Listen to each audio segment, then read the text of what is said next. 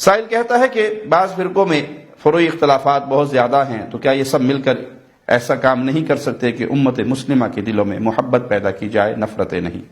جیسے یہ آپ کی خواہش ہے، ہماری بھی خواہش ہے کہ تمام مسلمان اکٹھے ہو جائیں، تمام مسلمان آپ اس کے اختلافات کو بھلا دیں، ختم کر دیں، مٹا دیں، فروعی ہوں، عقائد کے ہوں، مسائل کے ہوں۔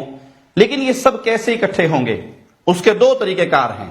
ایک طریقہ تو وہ ہے جو آج عوام کے اندر رائج ہے کہ ہر کوئی اپنے عقیدے پہ باقی رہے اور ایک دوسرے کے گلے مل لیں، مٹھائیاں کھا لیں، اکٹھے بیٹھ جائیں، اکٹھے پروگرام کر لیں، ایک سٹیج پہ جمع ہو جائیں، ایک مجلس عمل بنا کے اس میں سارے اکٹھے ہو جائیں اور سمجھے کہ ہم سب اکٹھے ہو گئے۔ یہ طریقہ رسول اللہ صلی اللہ علیہ وسلم سے ثابت نہیں ہے۔ یہ طریقہ کتاب سے، قرآن حکیم سے، شریعت محمدیہ سے ثابت نہیں ہے۔ شریعت محمدیہ سے ثابت کیا ہے؟ آؤ اللہ کی رسی کو مضبوطی سے تھام لو، یعنی اپنے اپنے بنائے ہوئے عقائد کو چھوڑ دو، جو کتاب و سنت دے اس کو لے لو۔ آپ کسی کو یہ پیغام دیں کہ تم اپنے مذہب پر باقی رہو، تم اپنے مذہب پر باقی رہو، تم اپنے عقیدے پر باقی رہو، آؤ گلے مل جائیں، یہ اسلام کے خلاف ہے۔ اپنے اپنے بنائے ہوئے مذاہب کو چھوڑو، جو رسول اللہ صلی اللہ علیہ وسلم دین دے کر گئے اس پہ اکٹھے ہو جاؤ۔ کوئی فرقہ نہیں رہے گا، ایک کتاب ہے، ایک سنت ہے، پیارے نبی کی حدیث ہے، سارے اس پہ اکٹھے ہو، جو قرآن سے ملے اسے مان لو، جو نبی صلی اللہ علیہ وسلم کی حدیث سے ملے اسے مان لو۔ اپنے بنائے ہوئے تراشے ہوئے قوانین کو چھوڑ دو، اپنی بنائی ہوئی شخصیات کو چھوڑ دو۔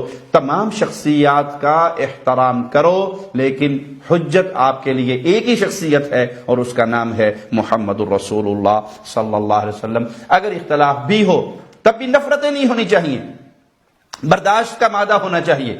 یہ نہیں ہے کہ یہ میری فکر پہ نہیں، یا میرے منہج پہ نہیں، یا میری سوچ کے مطابق نہیں، میرے مسلک کے مطابق نہیں، میرے مذہب کے مطابق نہیں، تو میں اس کو گولی مار کے ختم کر دوں۔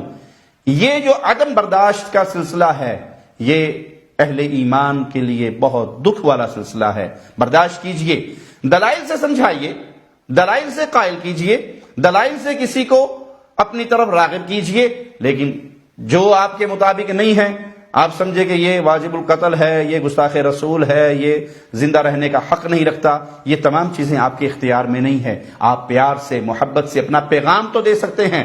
لا اکراہ فی الدین، دین میں ڈنڈا سوٹا نہیں ہے کہ مانتا ہے یا میں گولی ماروں، یہ مانتا ہے گولی ماروں، یہ اسلام نہیں ہے۔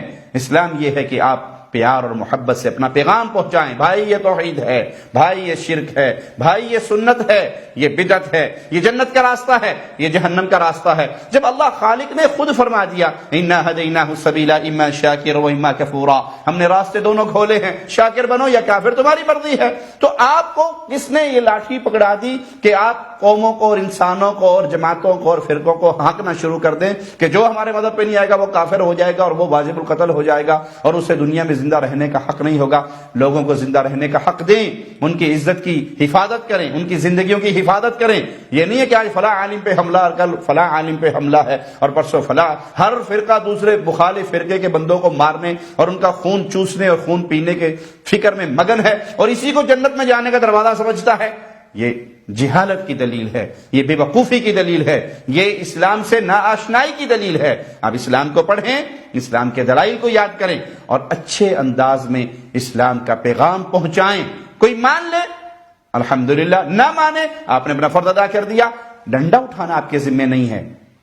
وہ کام نہ کریں جو حکومت وقت کا کام ہے۔ ریاست کے کام کو ریاست کے ہاتھوں میں رہنے دیں، اپنے ہاتھوں میں ریاست کے کام کو نہ لیں۔ آپ تبلیغ کر سکتے ہیں، آپ دعوت دے سکتے ہیں، اچھے انداز میں نصیحت کر سکتے ہیں۔ نہیں مانتا ہے تو آپ کا فرض ادا ہو گیا، آپ کسی پر تھانے دار نہیں بنا دیے گئے کہ آپ نے اس کو منوانا ہے یا قتل کرنا ہے۔ اللہ سے دعا ہے اللہ ہمیں دین حنیف پہ قائم رکھے اور اسے دین محمدی پہ ہماری موت ہو اس حال میں کہ اللہ ہم سے راضی ہو، ہم اپنے اللہ سے راضی ہوں اور اللہ ہمیں شہادت کی موت دے کے اپنے پیاروں میں شامل کر کے اپنی جنت کی طرف اٹھائے۔ اقول قولی ھذا واستغفر اللہ لی ولکم ولسائر المسلمین فاستغفروہ انہ هو الغفور الرحیم۔